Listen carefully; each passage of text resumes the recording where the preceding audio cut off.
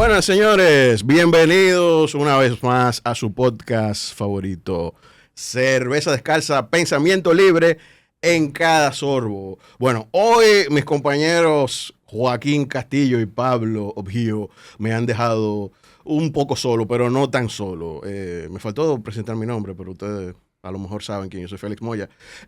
Hoy me acompaña un invitado que no es un invitado porque es parte de nosotros, parte de Cerveza Descalza, y la verdad es que es un invitado premium, de lujo, autor de bestsellers, señores. Cierto. Imagínate, doctor en historia y todo eso, ¿no? Correcto. El señor Miguel Don Gil de nuevo. Muchas gracias a todos. Aplausos. Hay gente que ha dicho que les han encantado las participaciones tuyas y de verdad que para nosotros es un honor y un gusto, ¿no? Un agrado tenerte y conversar de estos temas. Yo desde que os conocí me sentí a gusto y por esto es la tercera vez que estoy aquí, no porque me sobornéis económicamente. Todavía eso viene por ahí, pero no tenemos todavía los fondos, pero sí.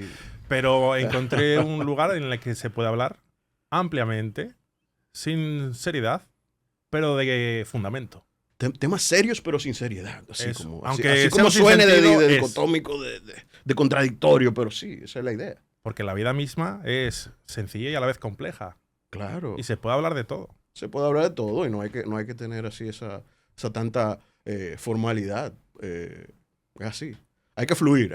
Y bueno, para fluir siempre, nosotros, como somos un podcast de pensamiento libre en cada sorbo, no se puede quedar nuestro acostumbrado brindis que hacemos al principio, porque siempre tenemos aquí nuestra cervecita para lubricar las ideas y, y hacer nuestro primer brindis. Soy un artista, todo claro. espuma. Sí, se demasiado. Nota que... Si es por espuma, imagínate. Bueno, Miguel, bienvenido de nuevo a tu casa que es Cerveza Descalza y tu casa que es Santo Domingo. Tú tenías un tiempecito por allá por Asturias. Yo, si ahora me preguntan, yo me defino como un peregrino, peregrino vital. Peregrinando por el mundo. Vivo. Me gusta mucho, siempre me ha gustado el tema, la idea de la hispanidad. Y a veces parece que es idílico, o que eso está en los libros, pero yo creo que se puede vivir y encarnar. Y yo creo que yo soy un elemento viviente de esto, porque yo vivo en ambos mundos. Vivo en España y vivo en República Dominicana. Entre el viejo y el nuevo mundo. Cierto. Y hablando de lo viejo y de lo nuevo, ya que, bueno, como muchos de ustedes quizá que le dan seguimiento a Miguel es doctor en historia, pero se ha especializado bastante en los temas teológicos, los temas de historia de la iglesia. Ha escrito varios libros, entre ellos Y Dios creó las máquinas, que hablamos de ese la última vez. Hablamos de él, sí. Tienes un libro que sacaste recientemente que, bueno, vamos a hablar un poquito de eso ahorita más adelante, y tiene que ver con la iglesia y con monjas un tanto rebeldes, o sea, como la novicia rebelde, pero ahora 2.0, ¿no? Una historia bastante picante. Y bueno, la conversación de hoy, vamos a hablar sobre cismas, sobre las historias de los cismas. Los cismas en la iglesia católica, tanto lo histórico como lo actual.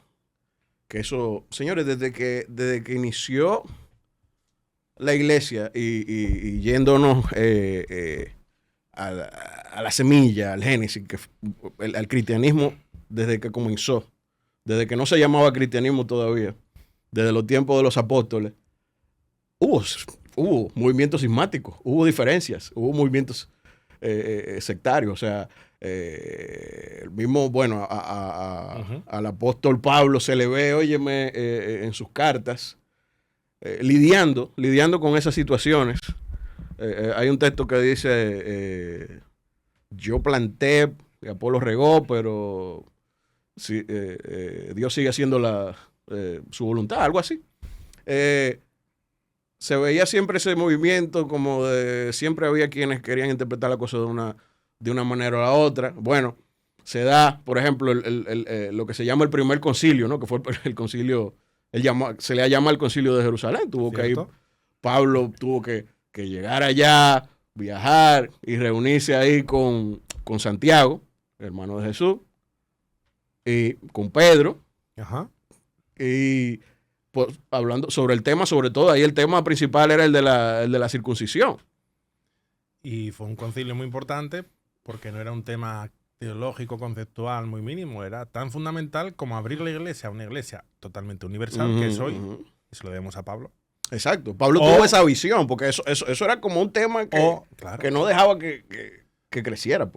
Porque si no podían ser miembros de la comunidad los que no tenían raíces judías, pues entonces no podían entrar aquellos que creyesen en las verdades del Evangelio, pero no fuesen de aquella región. Entonces, eso abre la posibilidad a que cualquiera, sin distinción de geográfica, económica, ni de ningún tipo, pudieran ni entrar. étnica. Y la verdad que estaba bastante difícil, para todos esos no judíos, si te fijas, tener que circuncidarse, oye, estaba fuerte. Es opinión mía, pero creo que... Sin anestesia, No conozco el procedimiento... como no lo he vivido, no sé, pero no creo que la anestesia, si utilizaban algún tipo de anestesia... Igual era cerveza. Bueno. O vino. Sí, exacto, pero no creo que fuera tan efectiva tampoco. A la hora generalmente de la curación y de el dolor. Como la tradición era realizarlo cuando los niños eran muy pequeños, pues básicamente si dolía o no... Se olvida. No hay un recuerdo. Pero imagínate todos estos adultos ya queriendo adoptar la fe cristiana y entonces, pero te tienes que circuncidar. Me imagino que ahí venía el gran dilema. Claro. Y bueno. Y entonces se dijo, ¿para qué?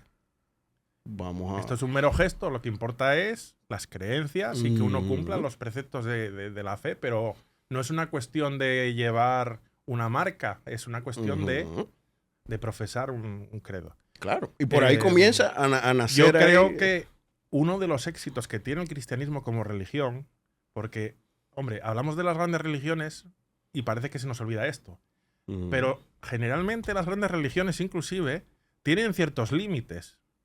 Por ejemplo, en la cuestión de los judíos, hay una cuestión étnica nacional muy clara para ser judío. Tienes que ser de madre judía, etc.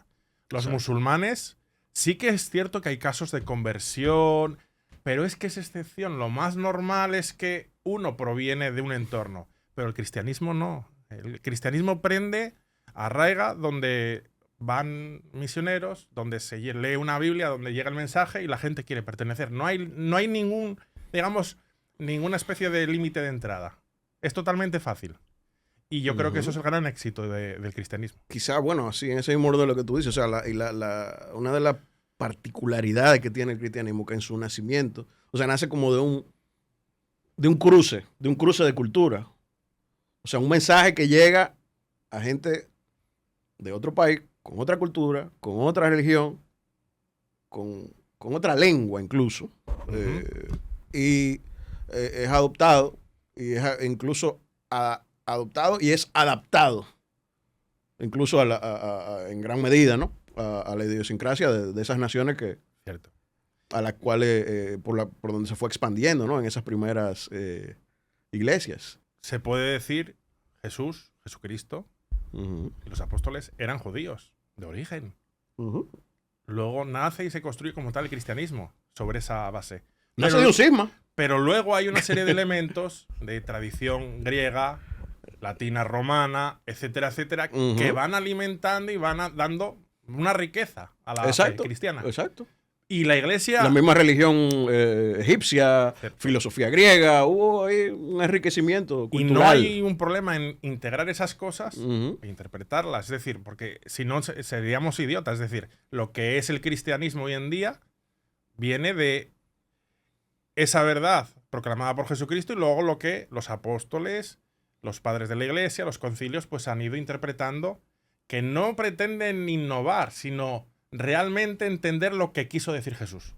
Porque es que Jesús dio un mensaje, pero luego ese mensaje hay que ponerlo en práctica. Exacto. Y él no dejó un tomo que fuese respuestas para todas las preguntas del mundo. Él dejó vamos a decir, las bases generales. Luego uno tiene que aplicarlas. Y ahí vienen los concilios vienen los conflictos, yo entiendo que Jesús quería esto, no, yo lo otro, nos enfadamos y nos vamos cada uno por nuestro camino. O sea, él dejó espacio Sí. para el entendimiento y tenía que ser algo así. Tenía que ser algo así para que pudiera haber como esa amplitud. Porque no es un mensaje que no se está dirigiendo a un pueblo nada más, a un pueblo específico. Tenía que ser adecuado para diferentes pueblos. O sea, que ahí está, que es genial realmente. Y luego está el añadido, que es muy interesante, que si uno analiza todo lo que dejó dicho Jesucristo, que luego va a los evangelios, pone un acento muy importante en los diferentes, en los oprimidos, en los que no pueden, en las mujeres, en los niños, en los esclavos. Es más el hincapié que pone en estos que en los otros. Y eso ha generado históricamente un problema, porque si uno quiere radicalmente seguir el Evangelio, por eso ha habido a lo largo de toda la historia de la Iglesia y de la humanidad, pues momentos en que surgen congregaciones, comunidades, que quieren interpretar más fielmente lo que... Vamos a vivir mejor lo que decía Jesús. Así surgieron, por ejemplo, la Orden de San Francisco de Asís, el Poverello, el pobre de Asís, siglo XII-XIII, y otras órdenes mendicantes que quieren parecerse lo más posible a Cristo. Yo pienso que si tú te vas a un purismo, vamos a decir, no, vámonos al primer siglo, pero vámonos a qué quería decir realmente Jesús y los apóstoles, a esos primeros años. Tú prácticamente lo que tendrías es un judaísmo mesiánico, en cierto modo, ¿no? No se separaría tanto, ¿no? de lo que llegó a ser ya el cristianismo, o sea, porque en esa época ya lo que había era como la semilla, y luego ya esa semilla floreció. El pueblo judío cree que ellos como pueblo, como nación, como país, son los elegidos. Exacto. Y el resto, pa'l fuego, dicho coloquialmente. Entonces Jesús viene a romper con eso. Y Jesús, el enfoque es otro. Exacto. El reino de los cielos es de su pueblo elegido, pero el pueblo elegido son aquellos que creen, sin que estén demarcados a un territorio. Y este es el mensaje renovador. Y que quizás uno puede decir, bueno, es que la religión, o vamos a hablar del cristianismo, digamos que apacigua, como decía más, la religión es el opio del pueblo, pacifica, en el sentido de tú lo has pasado mal en vida, sabes que en la otra vida pues serás compensado por lo mal que te han hecho, o si te has portado bien. No es así tampoco. El mensaje de Jesús es un mensaje no para dejarlo para mañana, es para aplicarlo en el día de hoy en tu vida. Pero siempre hay la esperanza a que si te conviertes, si pides perdón, todos seremos, como dice la Biblia, juzgados por el amor. ¿Y qué significa esto? Esto es amplísimo. Juzgado por el amor significa que si uno muere y tiene las cuentas bien hechas, o si las tenía mal hechas, pero realmente ha pedido perdón, se puede salvar. Y esta es la única ley universal. O sea, seremos juzgados por el amor, señores. Hay una oportunidad, por lo menos. Hay oportunidad. Hay cierto rango, ¿no? Hay espacio, ¿no? Hay espacio para el arrepentimiento, hay espacio para mejorar. Sí. Tú no estás juzgado para hacer... bueno, por eso ahí con eso difiere un poco ahí de un tema que, bueno, vamos a tratar en un momentito. El tema, por ejemplo, de la predestinación, ¿no? Eso ahí como que ya rompe un poquito con el tema del libre albedrío. O sea, porque como que si tú estás predestinado a salvarte o predestinado a ser condenado, entonces ahí no hay un espacio para que tú decidas o para que tú te arrepientas o... Es complicado porque si tú crees en la predestinación, hagas lo que hagas, tú dices, esto salvo como quiera. Esto ha pasado porque tenía que pasar. Por lo tanto, no te vas a preocupar en intentar ser un poquito mejor ni peor. Es que, ¿qué más da? Claro. Entonces no hay sujeción, porque la predestinación supone que tú naces y ya sabes cuál va a ser ese fin o ese destino. Y eso es todo lo contrario, porque en la propia creación Dios creó a las máquinas, también se podría aplicar esto a ese tema. Dios da el libre albedrío. Y el hombre, el ser humano, está hecho a imagen y semejanza de Dios. Quiere decir que somos, en nuestro interior, tenemos una especie de partícula de Dios, ¿no? Y Él nos da libertad para que desarrollemos nuestra vida y nuestra actividad.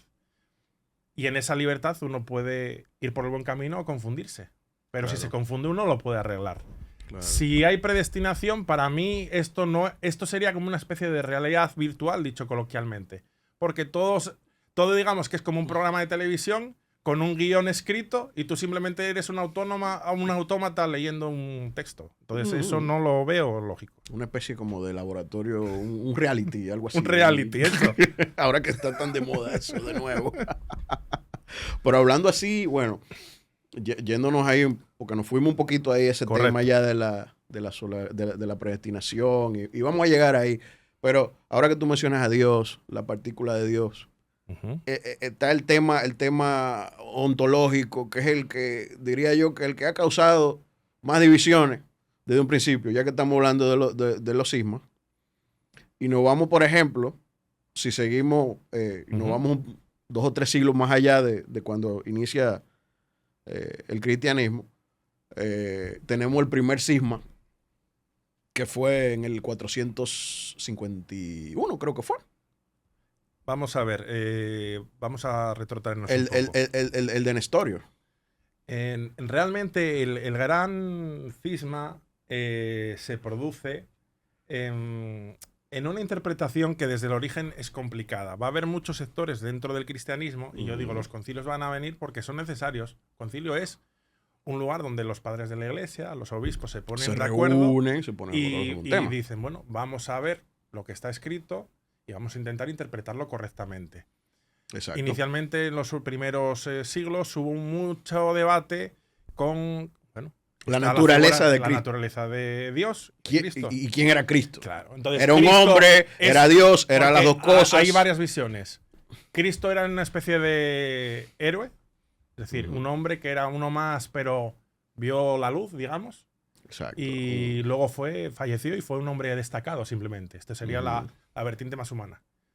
Luego otra versión es que nace como ser humano y en un momento dado se convierte en Dios. Y otra es la versión cristiana total, o la versión católica actual, que es que nace siendo 100% Dios, Dios. es Dios y es parte de Dios. Que Esa es la fórmula es decir, calcedoniana. Porque sí, Ajá, que pone ahí El signo- resuelve el tema del monofisismo y del el credo monofisismo, ¿no? niceno constantinopolitano. Porque bebe de dos concilios, el de Nicea y el de Constantinopla, que es del 381. Y ahí es donde se hace ese credo, esa profesión de fe, que es el credo nuestro. El famoso credo niceno que se recita. El credo siempre. de los católicos es ese. Ujú. Pero, y ahí viene lo que tú decías antes, de cómo se va a interpretar, va a haber divisiones. La gran división que provoca la división total de la cristiandad se va a producir en el famoso cisma de Occidente de 1378.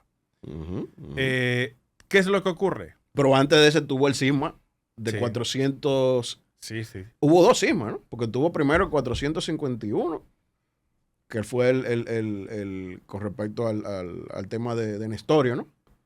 Que era precisamente Nestorio, por el tema de la naturaleza de Ah, Jesús lo- y de la Teotocos, de la Cristotocos Mm. también, porque decía, bueno, si él diferenciaba bien, o sea, había una diferencia entre el Jesús humano y el Jesús Dios.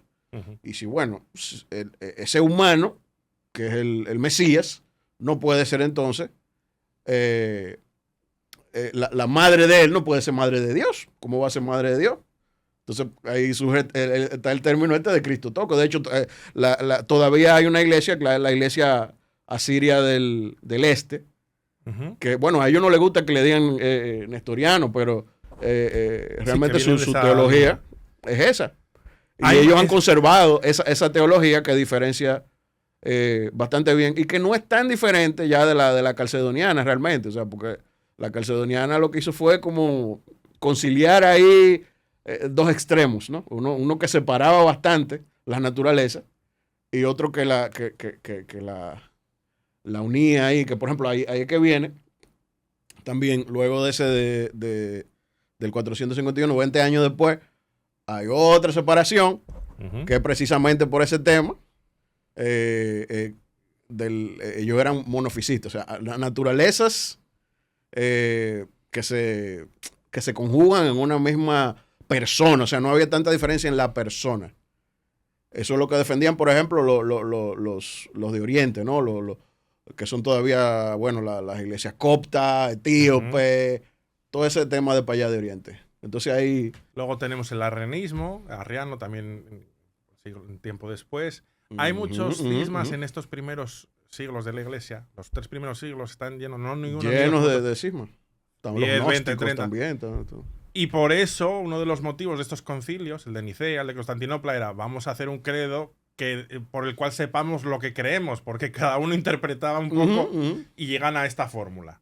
Exacto. Esto se mantiene bastante bien, esta fórmula, hasta que hay un gran debate en el siglo XIV. Estamos hablando de 1378.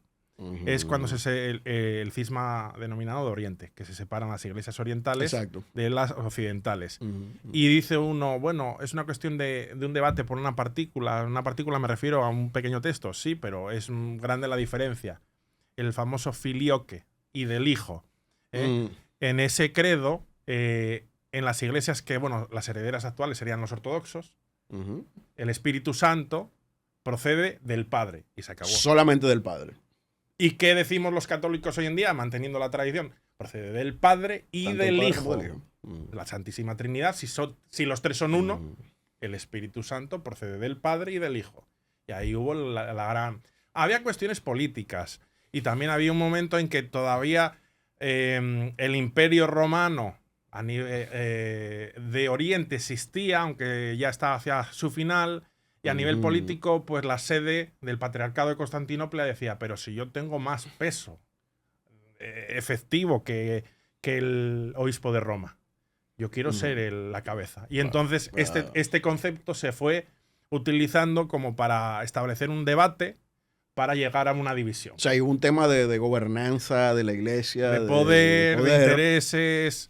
y bueno, y hay una fricción y ahí se rompe. Y un tema cultural también, porque bueno, la cultura bizantina que cierto. Es diferente, ¿no?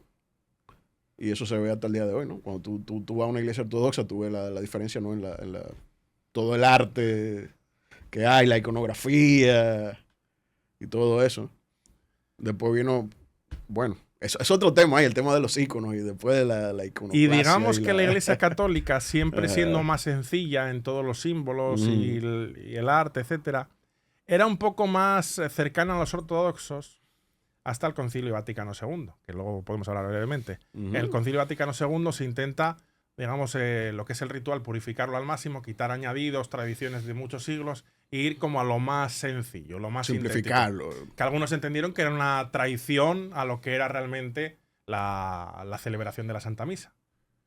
Entonces... Se terminó pareciendo un poco más como el rito de las iglesias reformadas. Dicen eso.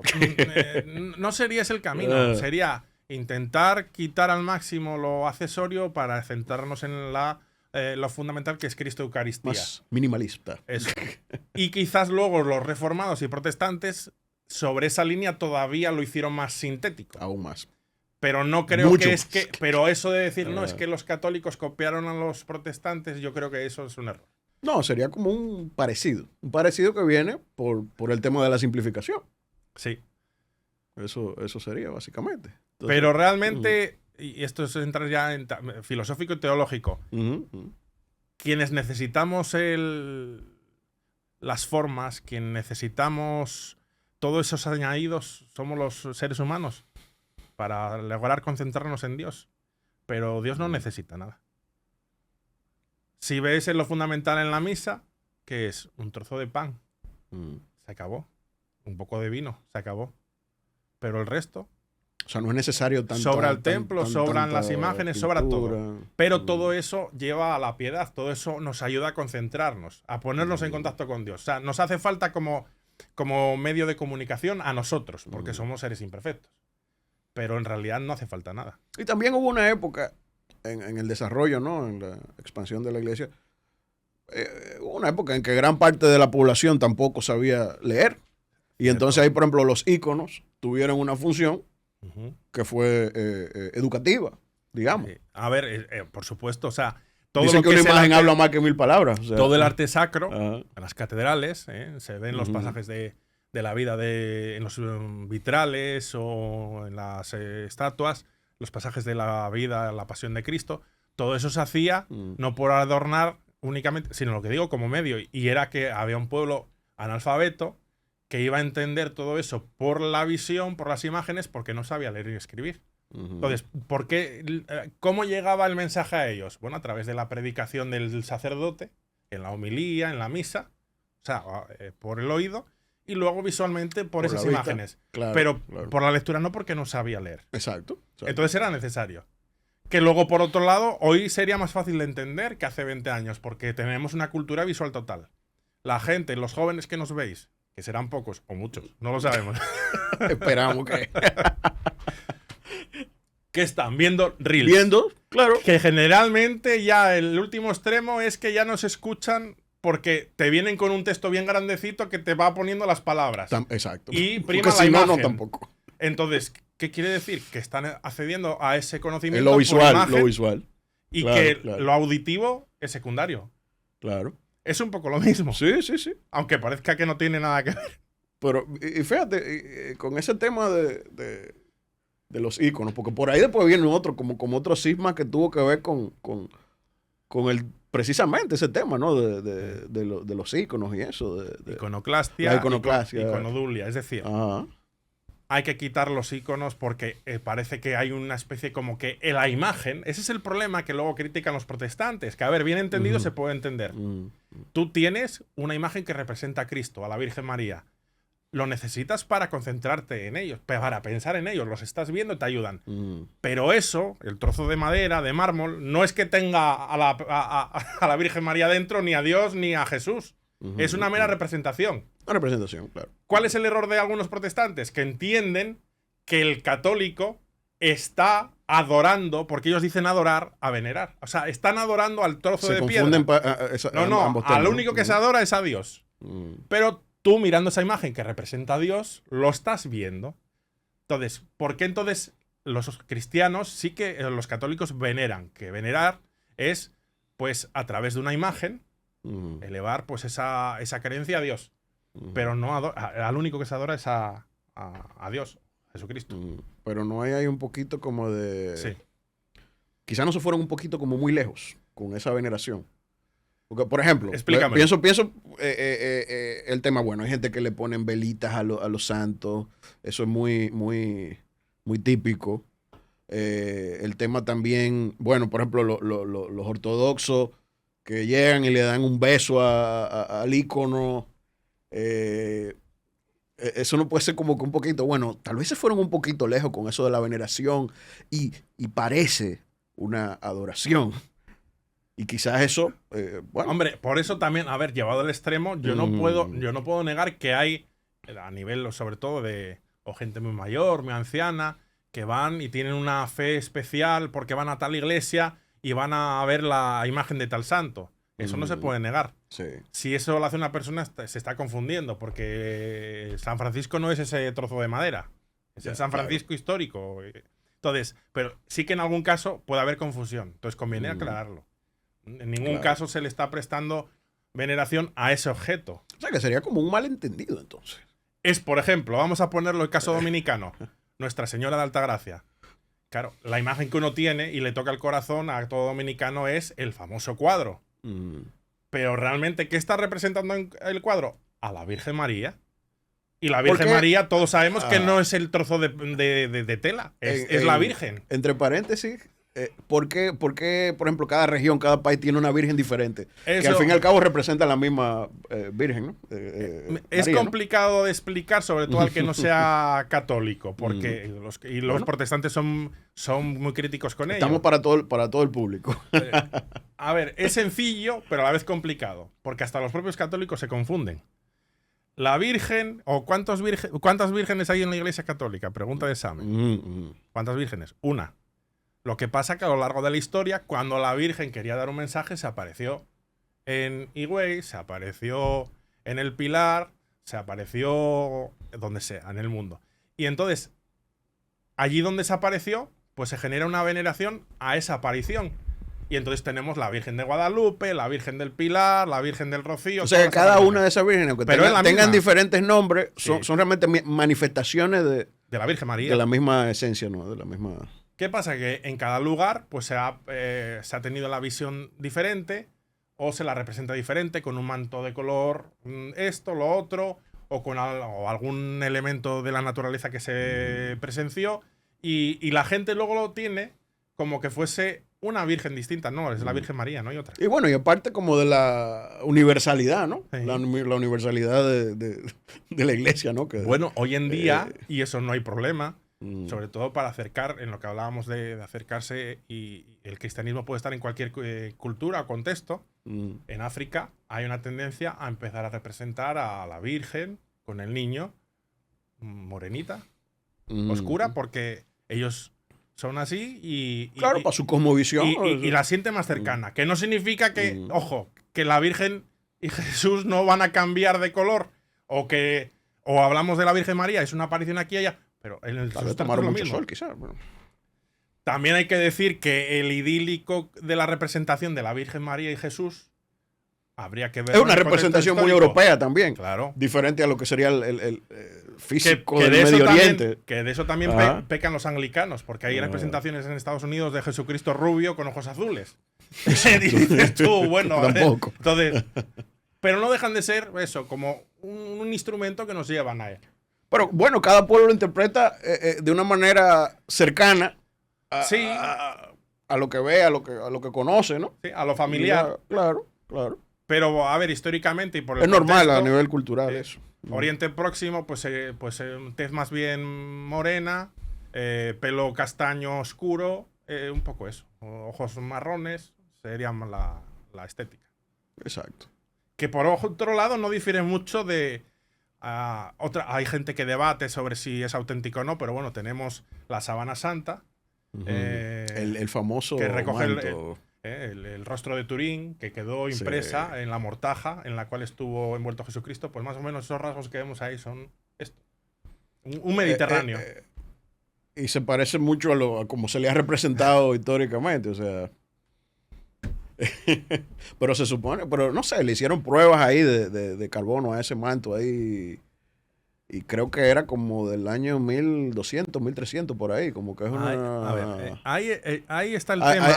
Hay diversas opiniones ahí. Para contar cómo es el estado de la cuestión, los que están a favor de la autenticidad dicen que el carbono 14, y en eso tienen razón, a nivel científico es así, tú tienes que tener una muestra que no esté contaminada.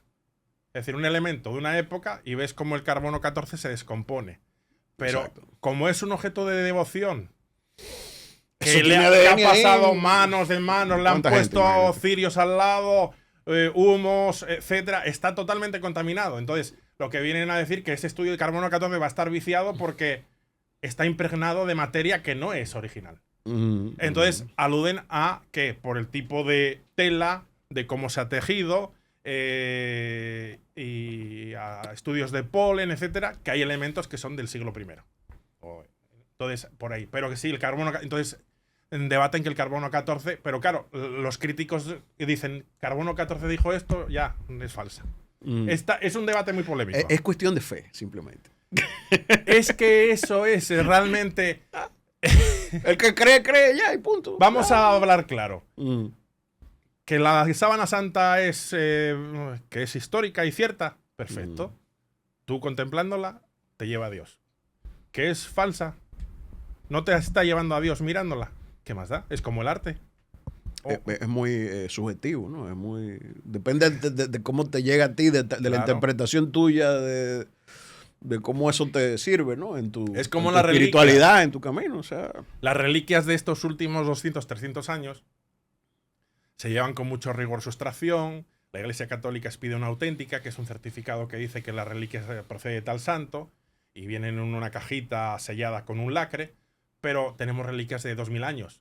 Y hay sitios, según la tradición, la Iglesia considera que ese resto es auténtico, pero en algún caso se puede confundir la Iglesia. Sí. Pero sea como sea, ese objeto lleva 800 años, 2000 años venerándose en un lugar y lleva la piedad. Entonces, ¿qué más da? El tema es el uso que se le da. Eso. Algo ahí me llegó así a la mente, ¿no?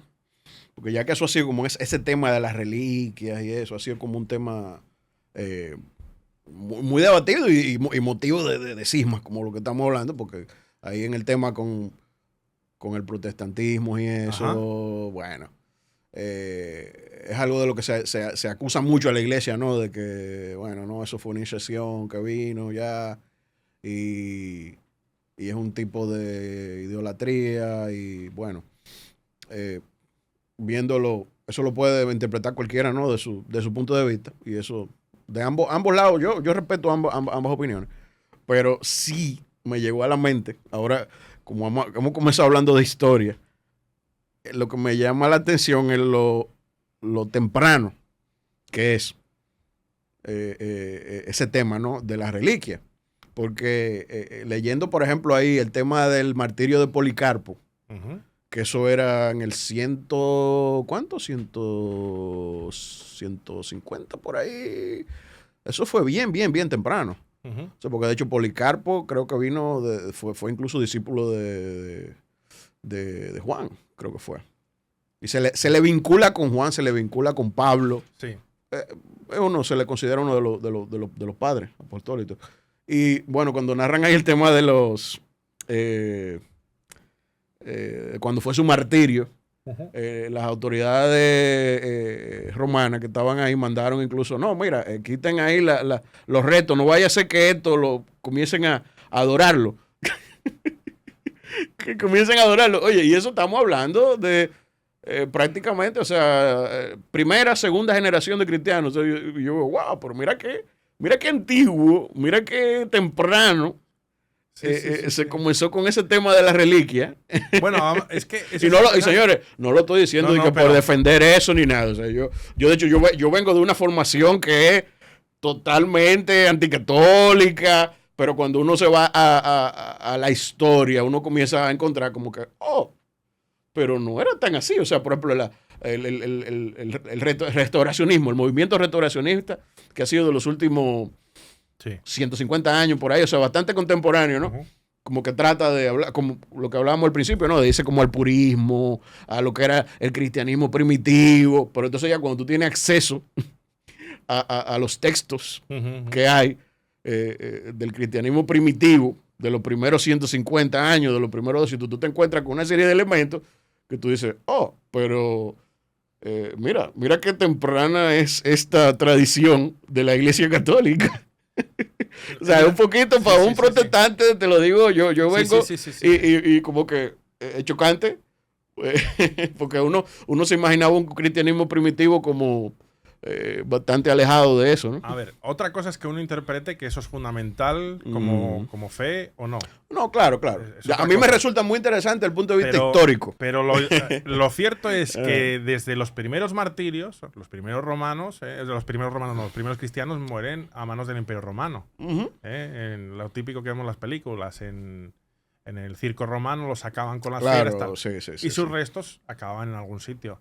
Ujú, Pues ujú. existe la tradición de que esas primeras comunidades intentan conservar los restos y no los huesos, y como una forma es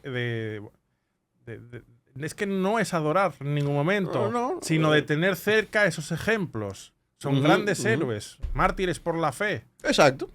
Pero para Vamos a lo de entenderlo- fuera, para los romanos, lo veían, pero espérate. Vamos a entenderlo estos van a desde- coger estos huesos para adorarlo, Sí. igual que hicieron con el Claro. otro, con el hombre ese que idolatran, que tienen ahí en una cruz. Sí. Vamos a poner un ejemplo para la gente contemporánea joven. Vamos a quitarnos lo espiritual. Hoy en día hay grandes cantantes y las fans, cuando van a verlo en el concierto, si tienen la suerte de que les dé un autógrafo, guardan ese autógrafo y lo enmarcan. O Claro. si el cantante tira una camiseta, lo guardan porque es algo que les recuerda. Es un recuerdo, claro. es un una testimonio. Eso es. Sí. Es igual que tú tienes un ser querido. Cuando Claro. tú pierdes un ser el que haya perdido un ser querido, muy Sí. querido, muy cercano, lo puede entender eso perfectamente. Porque, o sea, tú guardas, oye, cualquier objeto, cualquier cosa que tú sabes que esa persona lo tenía, lo tocaba, lo tenía. Y tú lo atesoras. Sí. Tú lo atesoras porque es parte de. Luego, ¿dónde está el punto? Que esa tradición va a continuar y se interpreta que aquellas personas que han sido luego declarados santas, o por supuesto, si hay reliquias de Jesucristo, la pasión de los apóstoles, estos tienen, digamos, un poder especial.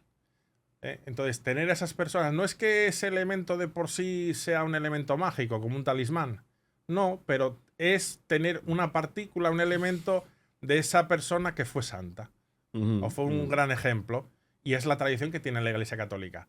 Pero no es necesario tener reliquias para salvarse, ni es obligatorio que los católicos tengan las reliquias como algo importante.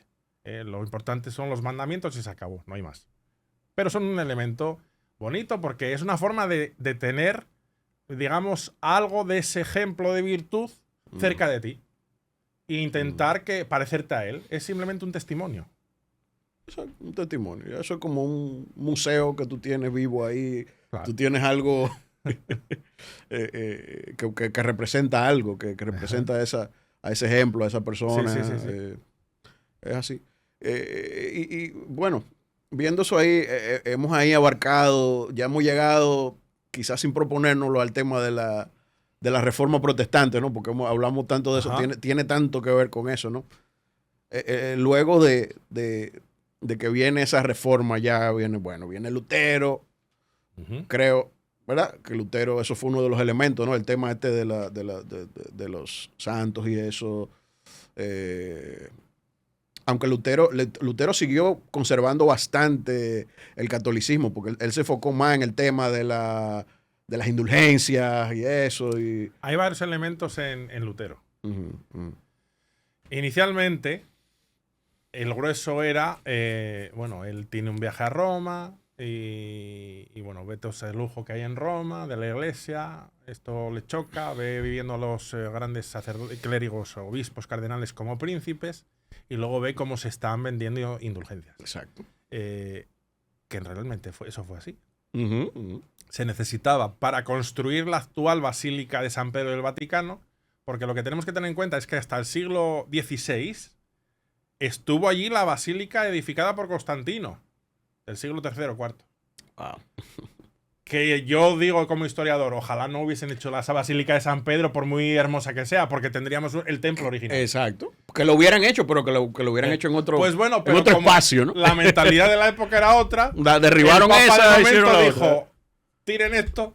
Claro, porque no se le apreciaba, igual que ahora. Y vamos a construir. Mira ese edificio viejo, no, vamos a hacer uno nuevo ahora. Y construyeron la actual basílica, que necesitaba mucho dinero. Se contrataron a los mejores artistas de la época, los mejores mármoles, los mejores materiales, y hacía falta dinero. Todo eso. No era suficiente lo que había, y entonces se empezaron a imprimir indulgencias, por el cual la iglesia, si tú dabas un donativo, pues te reducía. En aquella época se creía firmemente en el purgatorio, pues en los años de purgatorio que tu familiar tenía.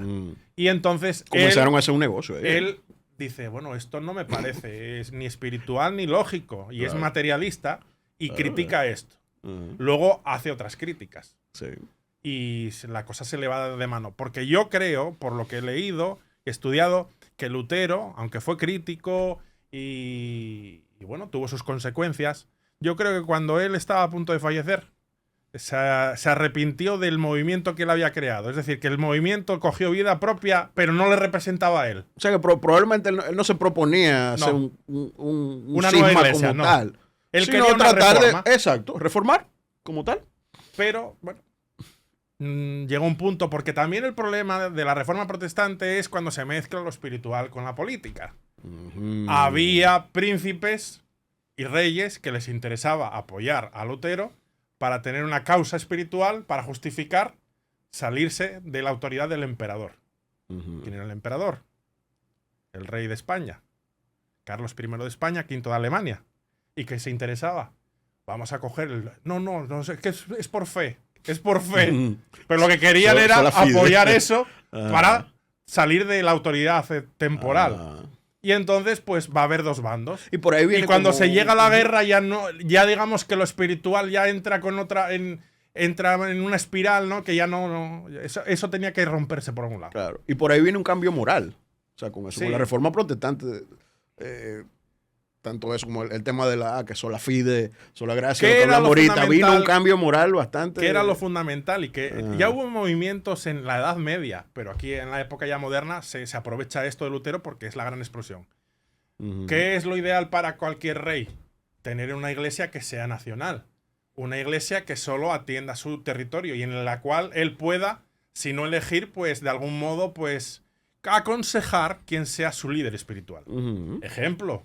Ahí vino la anglicana. La gente se puede tirar los pelos de la cabeza, pero en el arzobispo de Canterbury, que por cierto, hace poco tiempo, un mes así, han elegido a la primera mujer arzobispo de Canterbury, que es la cabeza, la primada de la iglesia de Inglaterra, tiene liderazgo espiritual, pero la cabeza de la iglesia de Inglaterra es el gobernador supremo de la iglesia de Inglaterra, que es nada más y nada menos que el rey de Inglaterra. El rey. La exacto. cabeza de El la rey iglesia anglicana no es el arzobispo de Canterbury, Exacto. es el rey de Inglaterra. Exacto. Uno dice, yo soy rey y a la vez soy la cabeza de la iglesia. No, pero tú tienes Entonces, todo. Tú no tienes una contraparte ahí. Entonces, por eso tuvo tanto éxito. Eso fue una jugada La tremenda reforma ahí de protestante. Enrique VIII. Ojo, que ahora también digo por si hay anglicanos que nos vean y protestantes.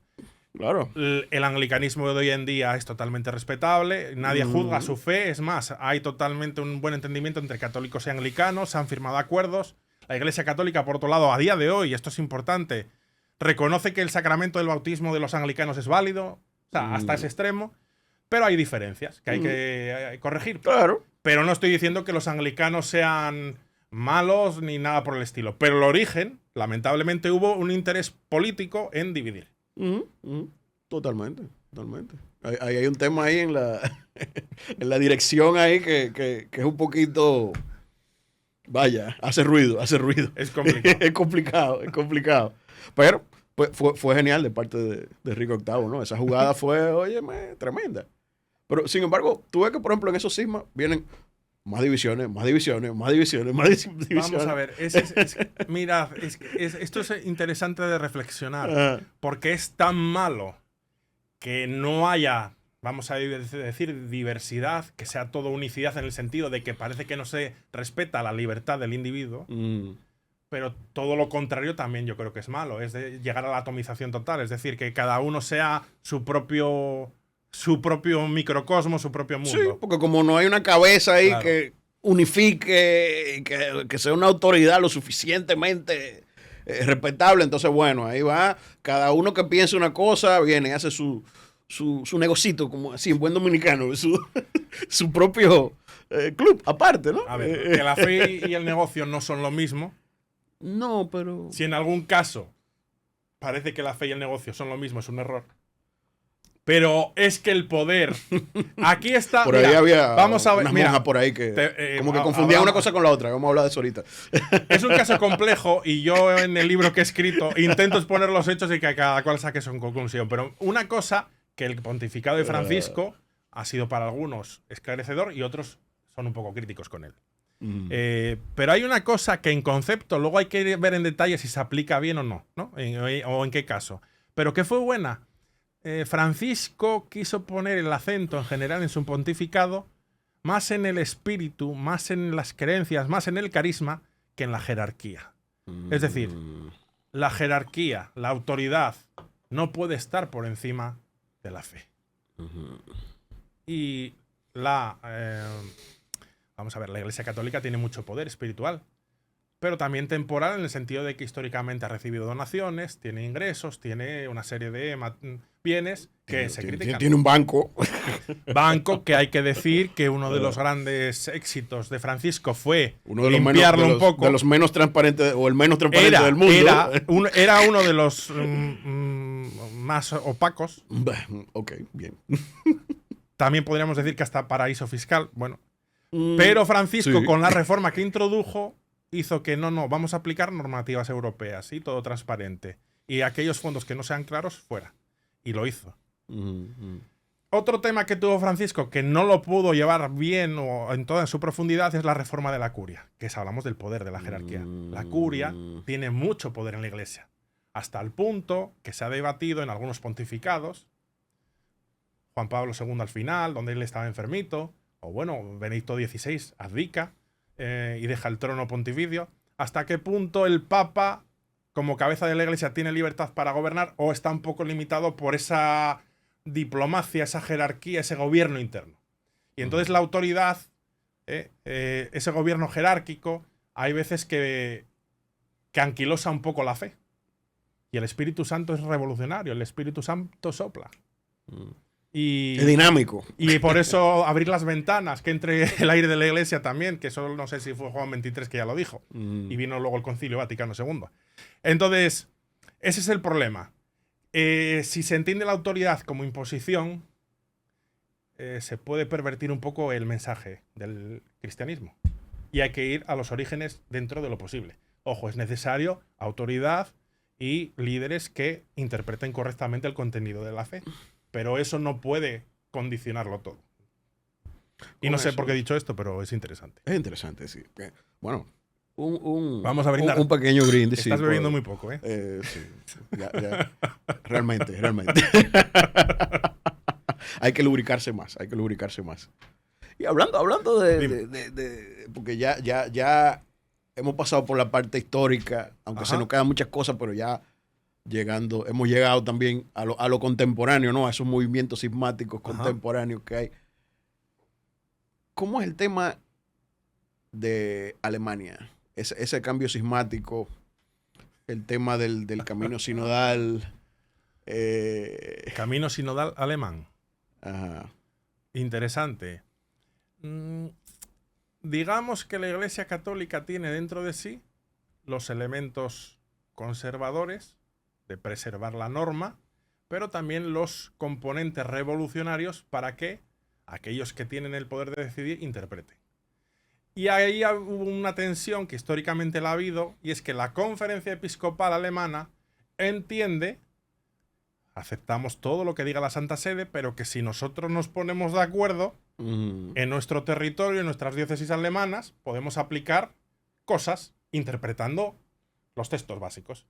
Pero llegaron al extremo de llevar la interpretación a cosas que empezaban a contradecir lo que decía la Santa Sede. Y tuvo que intervenir Francisco con varias comunicaciones. Exacto. Llegaron a aplicar una especie de ritual de bendición de uniones de parejas homosexuales dentro de los templos.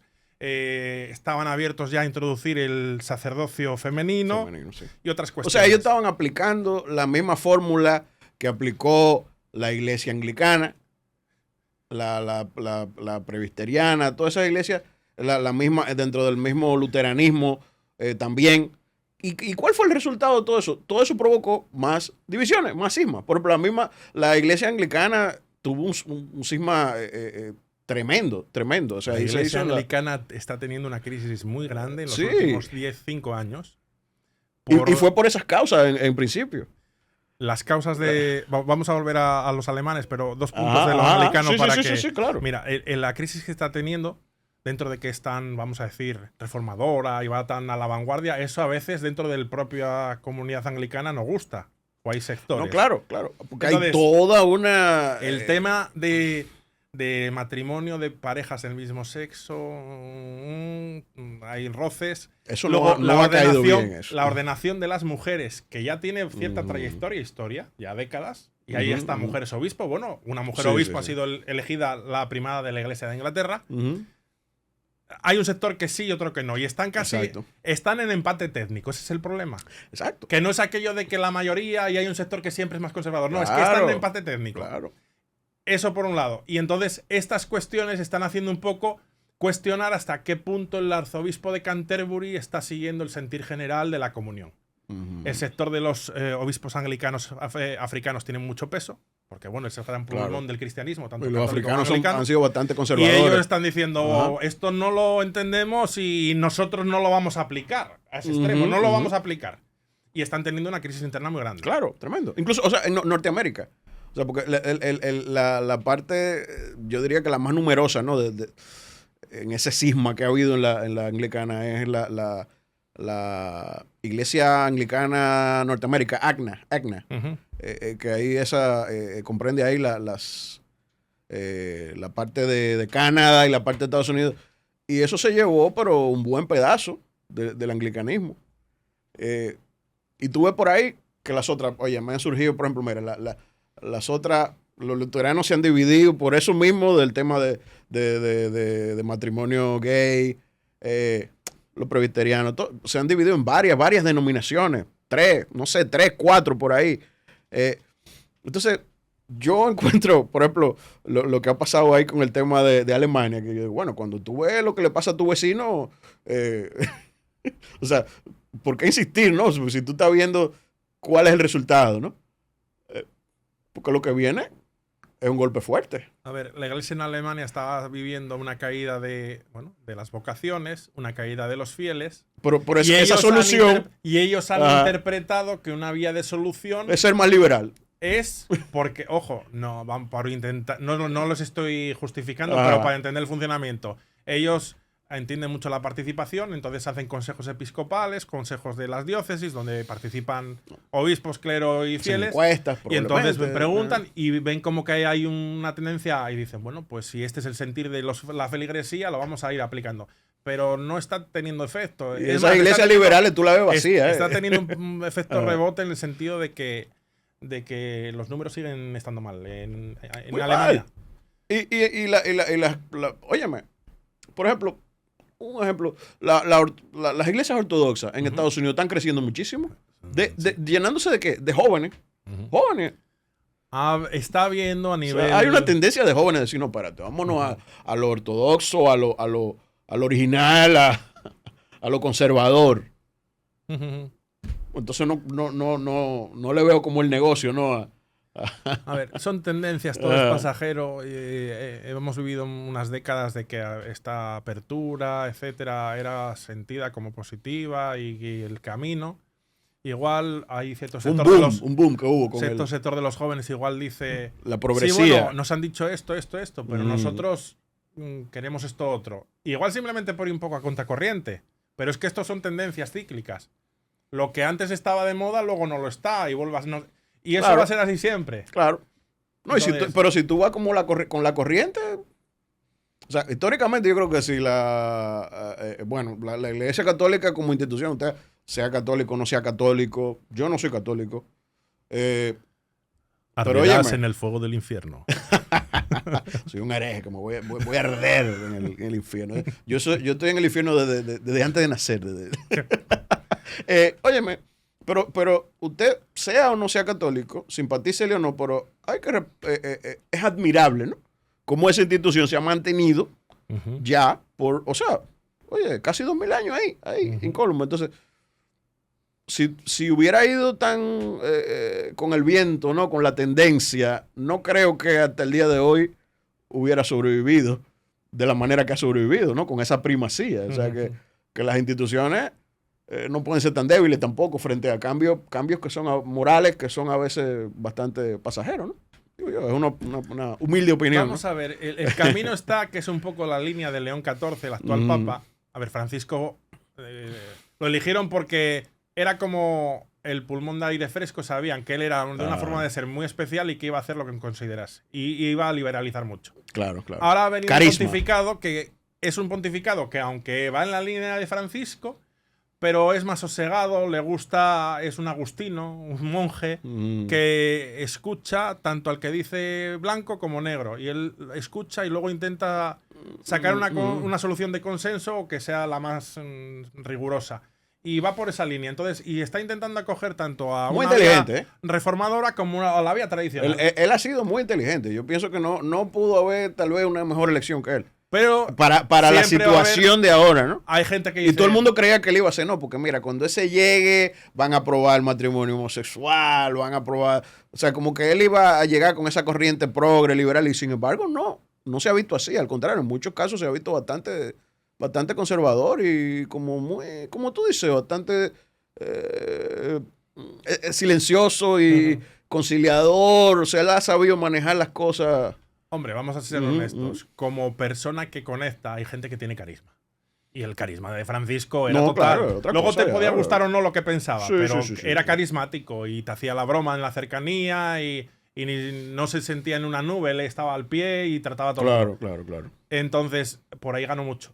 León es un más un monje, aunque es tímido, ya lleva un año y ya se ríe más con la gente, pero no deja de ser una persona como Benedicto, que él era más bien un académico, más que un pastor del barrio, ¿no? De la parroquia, de jugar al fútbol. Claro. Bueno, son distintos, pero sí que es cierto que ese componente de enganche y el carisma, pues también está. Cualquier líder se le evalúa por la gestión, por su criterio, también por su don de gentes, por el contacto, y bueno, pues hay que equilibrar. Y depende, o sea, hay un momento histórico, ¿no? Que a veces requiere de eso, requiere de carisma. Hay otro momento que tal vez también hay que ir un poco al tipo también hay que ir comedido. Un poco, tanto en lo espiritual como en lo político, hay que huir a veces de un gran carisma, porque ojo, puedes ser un fuera de serie de cabeza y de gestor y un gran carisma. Pero a veces detrás de un gran carisma puede haber un desalmado que tenga un gran carisma para llevar a seducir a la gente y te lleve a la Segunda Guerra Mundial. Sí, como Hitler. ¿Cómo ha pasado? Entonces también hay que tener cuidado. Claro. Ambos extremos tienen su filo. Claro. Es así. Pero oye, estando tú aquí, no puedo, y ahora que hablamos de Francisco, y hemos hablado de ese tema de cismas, de movimientos sectarios y eso. ¿Cómo fue la relación de Francisco con el Opus Dei? Interesante, querido Watson. Vamos a ver, Tenemos aquí al gurú del Opus Dei, señores. Bueno, gurú no lo soy un observador y me intenta ser crítico, pero no, o sea, cuando digo crítico es dar la información rigurosa y dejar un poco que el otro saque sus conclusiones. Antes de que me responda a esa, Ok. El Opus Dei realmente es un movimiento sectario, es una secta, porque mucha gente lo ve así, como no, pero el Opus Dei es una secta coercitiva y incluso hay como una iglesia dentro de la iglesia y eso podría ser cismático también. Vamos a dar respuesta larga o corta. Hay varias preguntas ahí en una, ¿no? El Opus Dei, a ver, una secta, ¿qué es una secta? En origen, etimológicamente, una secta es una separación, una escisión. Sí. Pero una separación que no tiene por qué ver que haya, vamos a decir, errores teológicos o doctrinales. Simplemente una gran separación.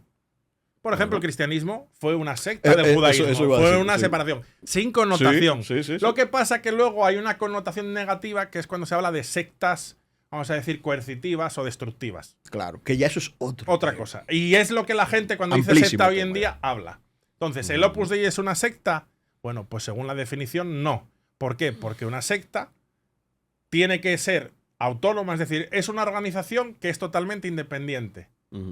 Luego tiene un líder que es carismático, tiene una estructura, una organización y tiene varios elementos por el cual, vamos a decir, condiciona a sus miembros.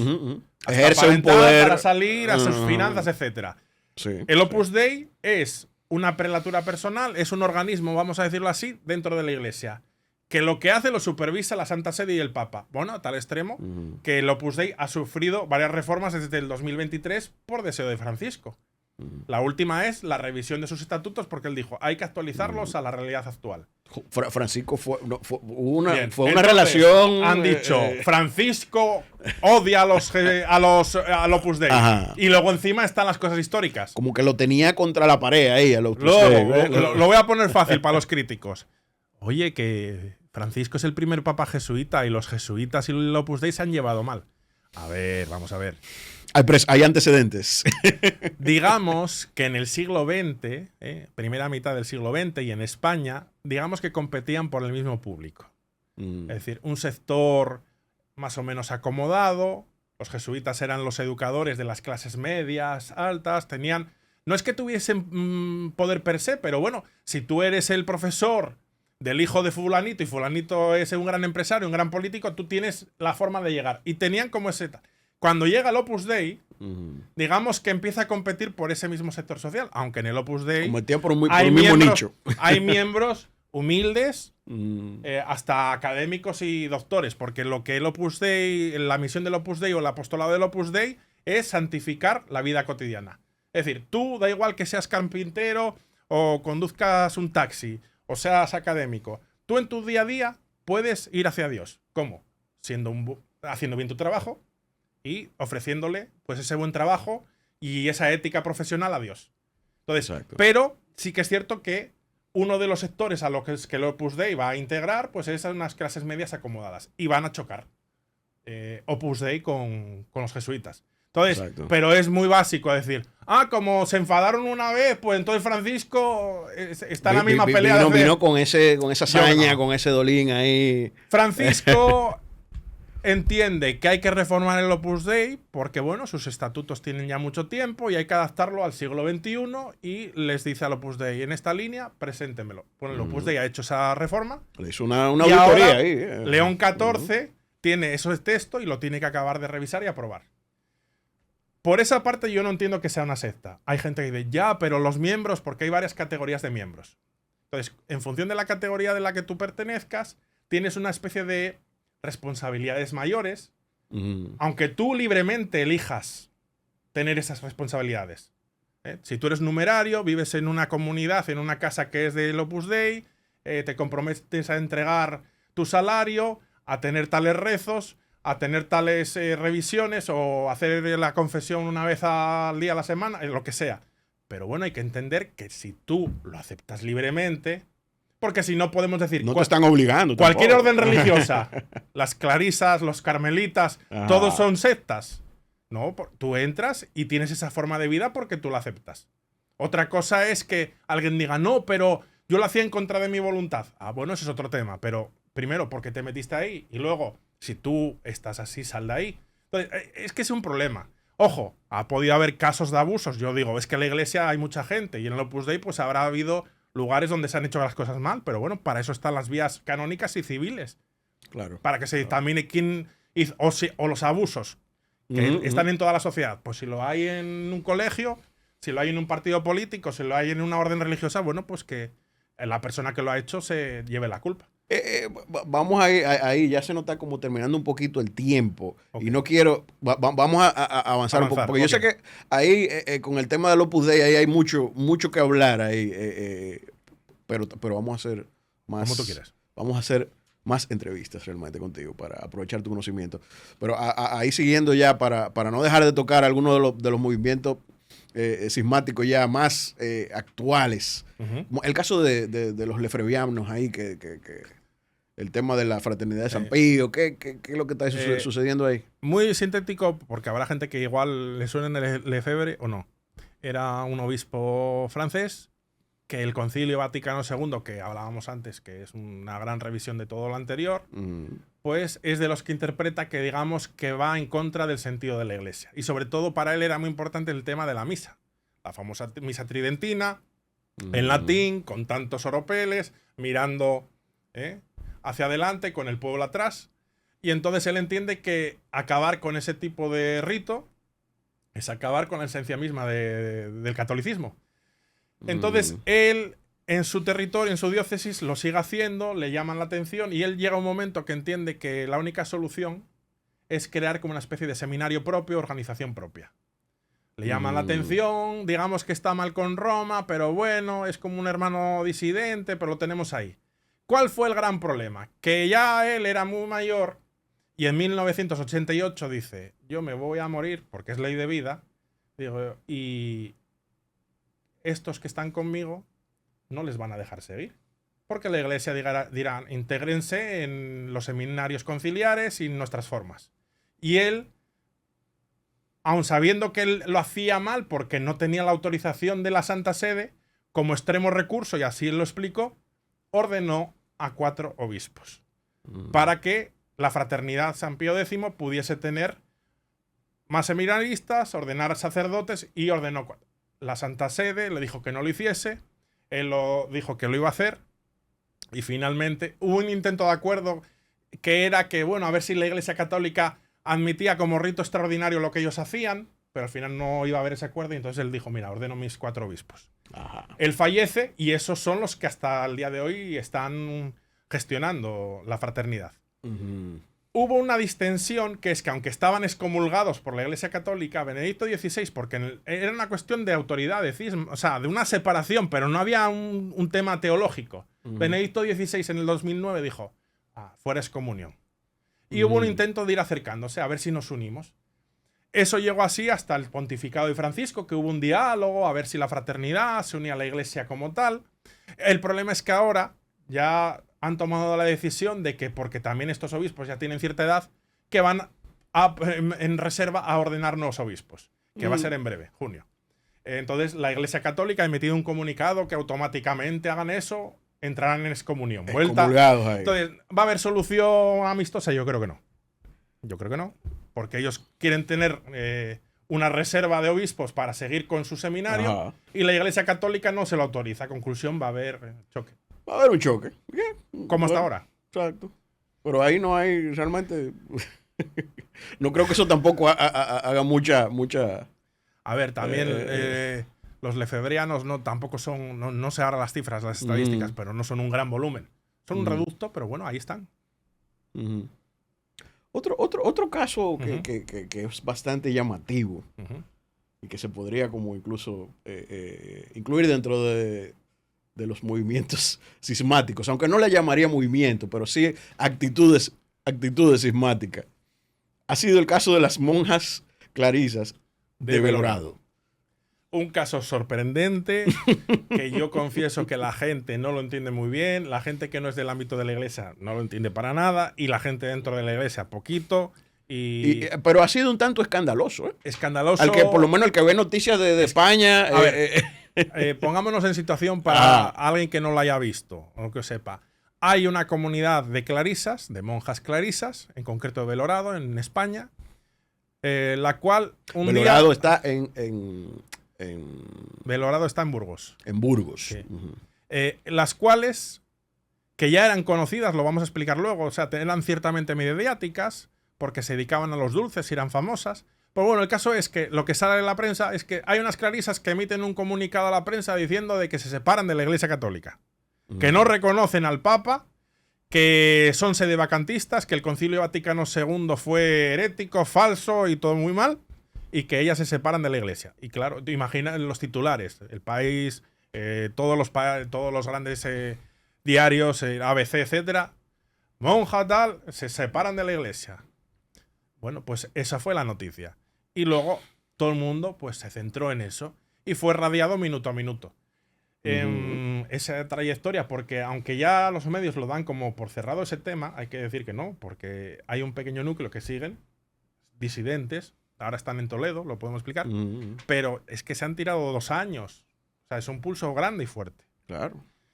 Cuando uno pone la lupa pequeña, ¿qué es lo que ocurre? Bueno, ellas desde el 2010 tienen mucha fama porque son muy buenas reposteras, empiezan a entrevistarlas en medios, ganan premios y luego llegan a... La llegaron a invitar incluso a unas convenciones ahí de ferias, ¿no? En Madrid. Hay una feria gastronómica, muy muy importante a nivel nacional e internacional que se llama Madrid Fusión, que van los grandes chefs y sus creaciones, y en la sección de dulces las invitaban a ellas.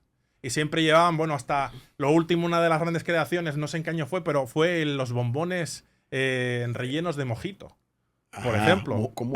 Señor, Tienen tanta fama que llegan a exportar su producción hasta el Japón. Son conocidas. Eran tremendas. Y luego cuando las entrevistan hay que reconocer que ellas tienen cierta soltura para hablar con los medios, son agradables y caen bien. Yo quería probar esos bombones realmente, óyeme.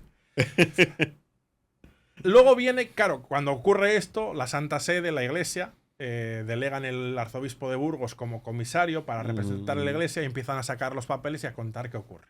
Bueno, y luego ellas también cuentan su versión. Ellas estaban produciendo mucho dinero. En origen, antes de que se produzca, porque ellas dicen que por una cuestión de fe, ellas en oración se dan cuenta de que la iglesia es falsa, que el Concilio Vaticano II fue una farsa y que ellas se salen de ahí. Sí, porque y luego que ellas eran la iglesia primitiva y la iglesia verdadera y prácticamente con el mismo discurso. Era la gran ramera. Entonces, en ese contexto, hay que saber que unos añitos antes, en el contexto de la pandemia, que fue tan malo para todos, 2020 aproximadamente, ellas deciden comprar, la comunidad decide comprar un monasterio que estaba vacío. Vacío y endemoniado. Sí, había un demonio por ahí, bueno, lo que sea. Ese convento, esa estructura, porque no estaba habitada, ellas la quieren comprar. y se lo compran a otra comunidad de A clarisas. otro convento, exacto. El tema es que ellas no tenían el efectivo, tenían una pequeña parte, pero llegan a un acuerdo con las otras diciendo, bueno, en el plazo de 3 años nos comprometemos a ir integrando el dinero. Le dieron un Otra. inicial. Bien. Un pronto El pago. problema es que llega la pandemia, se cierra todo, a las finanzas le va mal, y cuando llega el pago efectivo para proceder ya a la compraventa, pues ellas no tienen el dinero. Entonces, la contraparte, las otras clarisas, pues sostienen que, bueno, que devuelvan el bien. Ellas no están de acuerdo, llegan a esa tensión. Luego está el problema de que ellas quieren primero pedir un gran préstamo, la cosa no sale bien. Y lo último, que eso sí que le hubiese dado la posibilidad, ellas encuentran un donante anónimo, que ese donante anónimo les da el dinero para que ellas puedan hacer esa compra, pero hay 2 condiciones. Primero, que él no puede salir su nombre. Anónimo totalmente. Bien, y eso la Iglesia Católica le chirría, pero la peor parte es que en el transcurso de que ellas les puedan devolver el dinero, la titularidad temporalmente va a ser a su nombre. Ajá. Entonces, ¿y si no lo devuelve? ¿Quién pierde ahí? Ella o la iglesia, entonces. Aunque es cierto que la comunidad de clarisas tiene autonomía, tiene su CIF, tiene su código legal, tiene su administración. Esas propia. propiedades no eran de la iglesia como tal, sino que Es era que, autónomo a ver, nada más. Es que hay que conocer historia de la iglesia para explicarlo. Porque piensan que el Vaticano es la cabeza y el titular de todo. No. Cada orden religiosa tiene su autonomía, tiene sus propiedades, sus bienes, etc.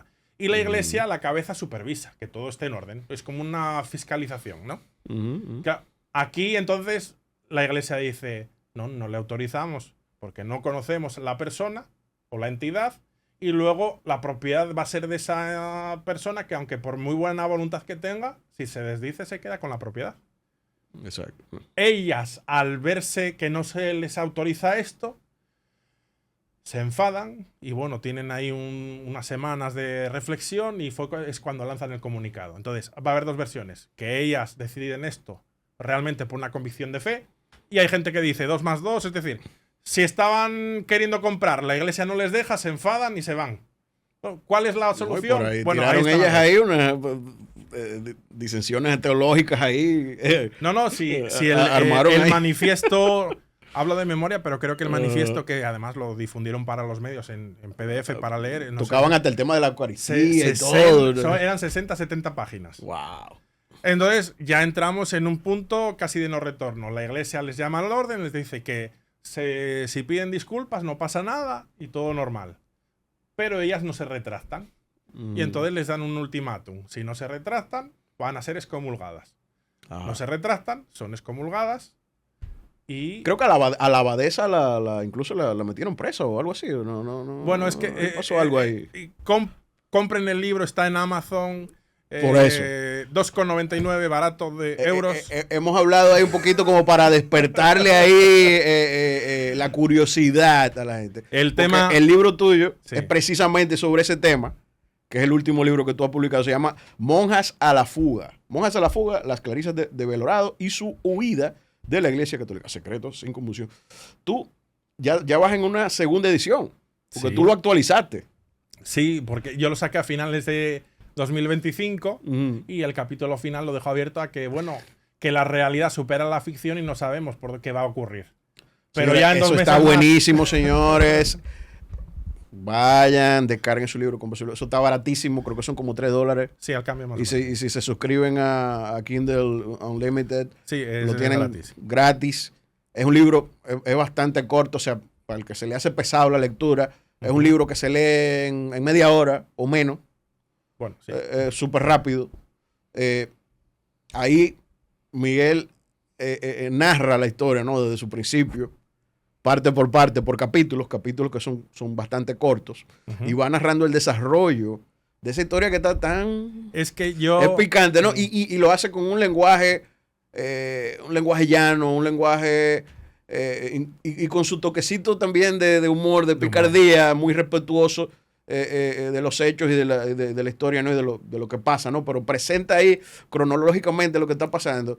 Pero, señores, Monjas a la fuga. Eso, incluso hasta la portada tú la ves, tú crees que la portada es una película. Yo pienso, eso, óyeme, tiene que salir una película de ahí, porque es que el caso da para una serie de la Netflix, realidad sí. supera la ficción, o sea, Sí, es así. señores, eso ustedes lo comienzan a leer y no van a querer parar hasta que no lo terminen, así que vayan a Kindle o vayan a Amazon y saquen su copia, que está buenísimo, de verdad, no es porque tú estés aquí delante, pero súper, o sea, una lectura súper fácil y es un tema como que te deja como, oh, oh. Yo cuando lo hice, a ver, el tema tiene interés, pero como yo soy especialista en órdenes religiosas, yo, dentro de que es muy complejo, entendía un poco más lo que había de fondo, ¿no? O las jurisdicciones, la autoridad que estaba en choque. Pero yo dije, es que es tan enredado Sí, que o lo pones enredo cronológicamente, como una narración histórica, y vas poniendo fecha por fecha, y qué cosa da como ocasión una respuesta, o te pierdes por el camino. Y lo bueno es que tú lo pones en contexto. En contexto, Como tú eres un conocedor de la historia y de cómo se manejan las órdenes y todo eso. O sea, no es lo mismo, bueno, que usted va a YouTube y ve sobre el caso, o ve algunas noticias, cada una te la va a presentar de un punto de vista, o vas a encontrar tal vez ahí al arzobispo de ahí, de Burgos. De Burgos, hablando, obviamente, o sea, no va a estar hablando bien de ella. Ella, por un lado, tal vez quizá dando su noticias que la ponen a ella como unas víctimas y así, pero cuando usted ve, lee el libro de Miguel, tiene como el contexto, tiene el desarrollo y está súper, súper chulo, súper interesante. Espero que sí, que hagan una película de eso, porque está buenísimo, señores. Eso es, sería como que las novicias rebeldes, así. No son novicias realmente, pero... No, porque ya son... Porque son profesas. señoras ya... pero sí, pero son rebeldes, son como sí, que bastante... Sí. Intrépidas, han sido bastante intrépidas. Ya por todo lo que ha pasado, la comunidad original, hablo de memoria, que eran unas 4 que han tenido que dejar porque ellas mantuvieron, pues bueno, estar dentro de sus comunidades, pero la Iglesia Católica dijo, bueno, si ya no son de la Iglesia Católica, esos bienes son nuestros. Claro. Ellos interpretaban que no. Entonces estuvieron ahí año y medio que estuvieron como ocupas de sus propias comunidades. Y entonces está el procedimiento civil por el cual desocuparon bien. Y se han llevado hasta el último extremo. Entonces, al último extremo salen de esa comunidad y las pocas que quedan, porque por la presión mediática, etcétera, hubo alguna que se fue a su casa, pues quedan un grupo de unas 4 y se han ido a un pueblecito de Toledo para pensar, etcétera, dónde van, porque a ellas les gustaría tener, bueno, comprar un bien donde poder tener su capilla y su actividad. Pero fueron excomulgadas. Excomulgadas, sí, fueron sí. Excomulgadas, o sea, algunas que al final lo dejaron, se les ha admitido de nuevo en la Iglesia Católica. Pero en el camino de este año y medio, abrieron un restaurante en Asturias, un criadero de perros, y la gente iba a comer y compraba sus perros. O sea, que a nivel comercial son buenas. Son emprendedoras. Nadie va a decir que no. Son emprendedoras. Es un tema de tipo, vamos a decir, espiritual. Claro. No se supieron manejar muy bien con las finanzas, tal vez, pero de que son emprendedores y son inteligentes, oye, lo son, ¿eh? Hay que darle su mérito. Oye, no, de verdad que con eso vamos a terminar la conversación que se queda, de verdad, uno se queda con gusto de seguir aquí 1, 2, 3 horas más hablando, pero sabemos que Miguel que es un tanto peregrino, como dije al principio, que es itinerante, no creo que te queden tantos días aquí en Santo Domingo, pero tú siempre vienes. Sí. Y cada vez que vienes siempre tiene que hacer su paradita aquí en Cerveza Descalza para lubricarse y ayudarnos a lubricarnos con tanto conocimiento. Y oye, cada vez que tú vienes tiene un libro nuevo. O sea, tú se hace lo que eres se puede. muy prolífico. Este hombre vive escribiendo todo el tiempo ahí. Me gusta escribir y... Sí, y se te da muy bien, de verdad que sí. Señores, bestseller, ¿eh? Bestseller, sí, tenemos un bestseller aquí en Cerveza Descalza, ¿eh? Cierto. El libro ha sido bestseller en Amazon España, en varias categorías. Le ha ido muy bien. Y bueno, me alegro. Por supuesto, en breve haré otra tercera edición actualizando lo último. Hay que irlo actualizando con y tengo pendiente hacer la versión física, pero casi quería un poco más que avanzar en los hechos para hacer una versión cerrada física y que no haya que actualizarla. Claro. Pero mientras tanto ahí la digital, eso ayuda a que siga sin tener que hacer ahí una gran inversión. Excelente. Muchísimas gracias, Miguel. De verdad. Tú eres parte de nosotros. Y es un honor recibirte. Y siempre aprendemos mucho contigo y esperamos seguir aprendiendo y que sigas ahí siendo tan prolífico como escritor que sigas ahí, bueno, llenándonos ahí de conocimientos y de ideas nuevas. Y yo tengo muchas ganas de probar la cerveza descalza. Se está cocinando todo, se está cocinando. Viene por ahí. Eso ha sido como la cerveza más esperada, yo creo. A mí la gente me pregunta, ¿y la cerveza? ¿Y cuándo va a salir? Algún día saldrá, algún día.